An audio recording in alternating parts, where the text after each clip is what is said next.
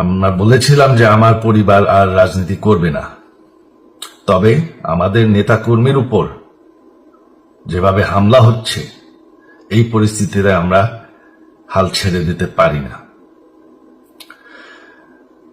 বাংলাদেশে যদি গণতন্ত্র নতুন বাংলাদেশ গড়ে তুলতে হয়, আওয়ামী লীগ ছাড়া সম্ভব না। আওয়ামী লীগ হচ্ছে সব থেকে বড় দল। আমি সজীব ওয়াজেদ জয় বলছি। বাংলাদেশে এখন একটি বিশৃঙ্খল পরিস্থিতি চলছে।